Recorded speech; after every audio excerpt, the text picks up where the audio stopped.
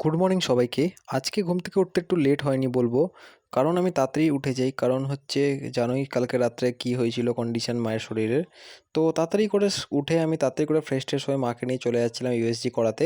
এবং ইউএসজি করিয়ে এসে তোমাদেরকে পুরো ব্যাপারটা বলবো ঠিক করে যে কী হয়েছিল। তো আমি এখন রেডি হয়ে যাচ্ছিলাম মাকে নিয়ে ইউএসজি করাতে। 1:13 বাজে। আর যেরকম কি আমি আগের ভিডিওতে বললাম যে মায়ের শরীরটা হঠাৎ করে কালকে রাতে খারাপ হয়, খারাপ বলতে পেটে ব্যথা শুরু হয়। তো মায়ের যেহেতু আগে স্টোন ছিল, তো সেই জন্যই হয়তো ব্যথাটা হচ্ছিল। তো কালকে আমি প্রায় 5:30 11টা ডাক্তার দেখিয়ে এসেছিলাম। ডাক্তার দেখানোর পর ডাক্তার ইঞ্জেকশন দেয়, ইঞ্জেকশন দেওয়ার পর ব্যথাটা কমে গেছে। এখনও অবধি ব্যথাটা নেই, তবে সকালে গেছিলাম ইউএসজি করাতে, বাট ইউএসজিটা হয়নি সকালে। তো ইউএসজির টাইম রয়েছে বিকেলে 4:30টার সময় যাওয়ার। তো এই জন্য সকালে পুরোপুরি এই মাকে নিয়েই ব্যস্ত ছিলাম, তো সকাল থেকে ভিডিও করা হয়নি সেরকমভাবে। তো বিকেলে যাব মাকে নিয়ে দেখাতে ডাক্তার, মানে টেস্টটা করাতে। টেস্টটা করানোর পর আজকে আর ডাক্তার দেখানো হবে না, কালকেই আবার ডাক্তার দেখানো হবে।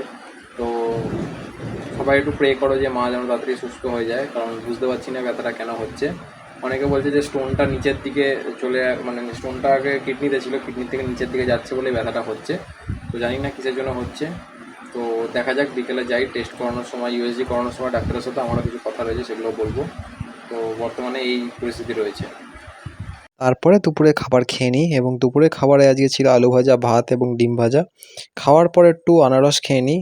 খাওয়ার পর ঠিক 4:30 বাজতেই মাকে নিয়ে আবার চলে যাই আমি ইউএসজি করাতে। আর দেখতেই পাচ্ছ মা রেডি হচ্ছিল। তো বিকেলে আবার যাচ্ছিলাম, কারণ সকালবেলা হয়নি টেস্টটা, যেহেতু ডাক্তার করতে চাইনি সকালবেলা, যেহেতু ভিড় থাকে তাই বিকেলে গেছিলাম।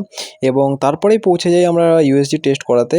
এবং আমি আর মা গিয়ে এখানে বসে থাকি, কারণ এক একবার নাম করে সবার ডাকছিল, তো আমাদের যখন নাম ডাকবে তখন আমাদের যেতে হবে।